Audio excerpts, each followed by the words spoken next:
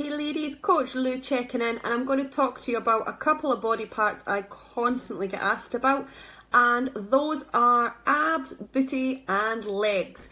This is going to be a short video. I'm going to aim to do it as quickly as possible. So abs are very much made in the kitchen, guys. You need to have your nutrition right to get those abs that you want. A common mistake is people think that actually they need to do loads and loads of ab exercises, because generally we go to the gym to change the shape of our body, when actually it's the food that you need to get correct first of all, then looking at the abs exercises a lot later on. Now some of us naturally, genetically have the body type where our abs will come through quite fast, and some of us will genetically have to work really hard, really have to push through with the clean eating to get the abs. Now something that's quite a common mistake is, especially when you've got a lot of body fat to lose, is people go straight into a lot of ab and core work when they haven't rid the body fat on top of it.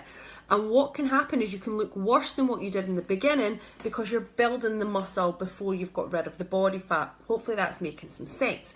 But it's very much made in the kitchen. I hear a lot from people, but my nutrition's okay. Your nutrition's got to be spot on. Unless genetically you're supposed to have ripped abs, genetically your nutrition has got to be spot on, and you've got to work really hard at it. I don't naturally have natural abs.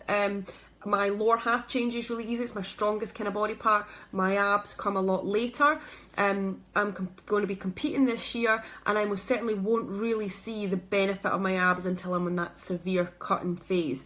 The rest of the year they're there, but they're not rock hard because I'm just genetically not supposed to have them. So look at it that way and think about what is it I want, and actually realistically how long is it going to take me to get there.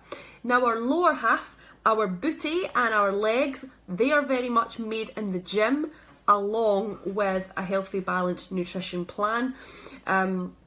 There are specific exercises you want to be doing for your glutes, that's your bum. There's specific exercises you want to be doing for your thighs and your hamstrings. You might want to do a bit of calf work. I generally don't really advise calf work for women.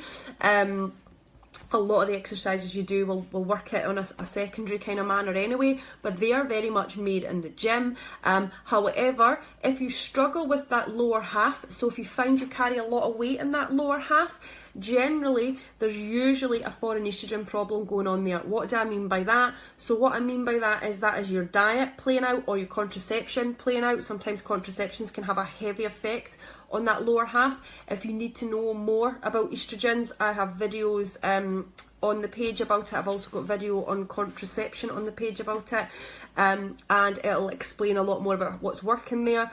But you do need to make sure there's a balance. So if you struggle with that lower half, it's a sticky area, you got to make sure your nutrition's right. You want to be making sure that you're drinking bottled water. You want to be making sure that your nutrition is organic and pesticide free. You basically want to be getting the least amount of chemicals in your body possible so that your legs can get a chance, because basically you're working against a problem area, and a problem area that's got foreign hormones that's naturally building body fat on.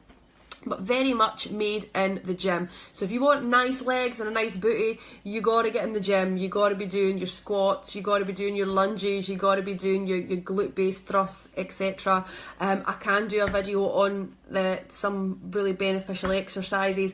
Always recommend with the legs, start with your basic movements and don't follow some of the kind of show movements, the gimmicky movements that you'll see on a lot of kind of fitness pages, a lot of Instagram pages. Because here's the thing, they didn't get in shape by doing those quirky little movements. They did it by doing your basic movements to begin with, the big movements to begin with. And those of you who are a bit more overweight, those bigger movements, those more compound movements are going to be more important to you as well. But there's no point in doing something fancy and technical until your body's at a set phase where it's ready for that. Lots of things you can be doing though. So just a quick video, thought I'd check in. I get asked these questions all the time. So abs, made in the kitchen. Booty and legs, made in the gym, along with a lot of work in the kitchen. At the end of the day, You can't out-train a bad diet. Your nutrition's got to be spot on to get the results you want. There's only a small proportion of people who can get away with not doing that. And again, it's like what I was talking about when it comes to abs. It's all in genetics. If you want to know more about problem areas, i.e. why we hold certain body fat in certain areas, let me know what they are below and I'll pop another video up. There's quite a lot actually content I can give you on that. But when it comes to the legs and the abs, there's how you do it. If legs is a problem area for you, train it more than once per week. Train it a couple of times per week minimum. And with those abs, I should have mentioned at the beginning as well, you can do some core work, but that's not about getting abs. That's about strengthening the core, and that's not just ab crunches, which is a misconception by many people. And I can do another video more on core work if you like. Catch y'all later. Coach Lou.